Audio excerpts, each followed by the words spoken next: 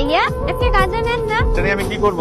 আপুরে দিবেন। কেন আপু পাইলে কই? আপু নাই কিন্তু আইব। তুমি অনেক সুন্দর করে কথা বল। বড় হইলে মেয়েরা মনে সুন্দর হয়ে যায় না? মানে ছোটবেলাতে এত সুন্দর ছিলি না। সে যেবার দেখা হয়েছিল তখনও দেখতে ট্যাপ ট্যাপা ছিলি। তুই কি ছিলি? তুই ছোটবেলায় বান্ধব ছিলি, এখনো বান্ধবী আছে। বান্ধব না বল, বড় হয়েছি আমি। কেমন আছিস? ভালো। তুই কেমন আছিস? এই নে তোর জন্য গাছরা। বাহ, আমার জন্য নিছিলি না গার্লফ্রেন্ডের জন্য? শোন, আর আমার জীবনে তুই প্রথম এবং তুই শেষ মেয়ে বন্ধু। আয়। উপরে দোতলায় আমি থাকি, বুঝছিস? ছোট কিন্তু আরাম আছে। এইটা আমার রুম, আমি থাকতাম, এখন থেকে তুই থাকবি। এটা হচ্ছে আসসালামু আলাইকুম। ওয়ালাইকুম আসসালাম। কি বিষয় ফাহাদ? তুমি বলেছিলে যে তোমার একজন বন্ধু আসবে, কিন্তু আন্টি, আমি তো কোনো মিথ্যা কিছু বলি নাই। হ্যাঁ আমি জানি ছেলে মেয়ে দুইজনকে বন্ধু বলা যায়, কিন্তু এইভাবে একটা মেয়ে এই বাড়িতে থাকবে এটা তো অ্যালাউড না ফাহাদ।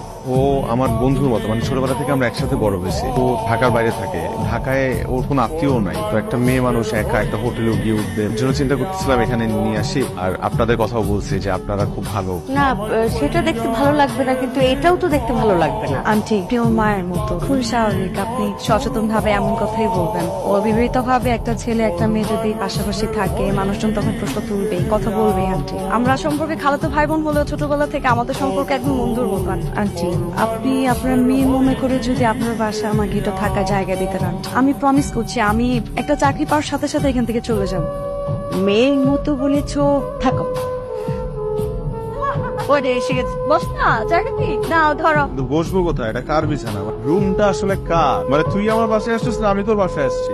আঙ্কেল আন্টি এক করে ফেলছস? শোনো ফাহাদ, সে কিন্তু ভীষণ লক্ষ্মী মেয়ে। নিজ হাতে চা বানিয়ে আমাদের রুমে গিয়ে এত চমৎকার ভাবে দাওয়াত দিল, আমরা না এসে পারলাম না। আচ্ছা আমি একটু গোসল করে আসি। আচ্ছা, তোর যদি গোসল করার জন্য পানি লাগে, অন্য কোনো কাজে পানি লাগে, আমাকে বলবি, আমি উঠাই দিব। তুই আবার কষ্ট করিস না।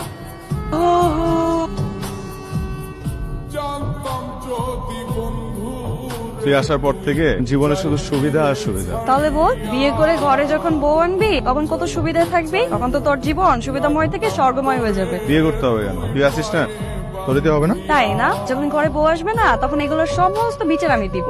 কিরে কি রানছিস? আই রাখ, হাত মুখ না ধুয়ে তুই খাবারে হাত দিচ্ছিস, গোসল করে তারপর খেতে বসবে, আমি খাবার দিচ্ছি। বলাই ভুল হয়েছে। আরে শোন, একটা মানুষের ইমার্জেন্সি দরকার, এমন করতেছিস কেন? আচ্ছা কর তাড়াতাড়ি কর।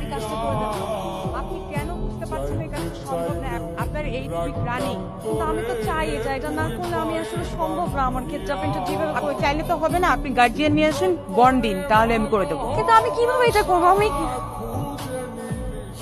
বাদল ছিল গ্রামের চেয়ারম্যানের ছেলে। আমরা একসাথে কলেজে পড়তাম। খালি ক্ষমতাবান ছিল, প্রেম, কিছুটা ভয়, দুই মিলে আমি ওর সাথে সম্পর্কে জড়াই। বলা যায় কিছুটা দরকার, যেহেতু ক্ষমতাবান ছিল, মাঝে মাঝে ওর থেকে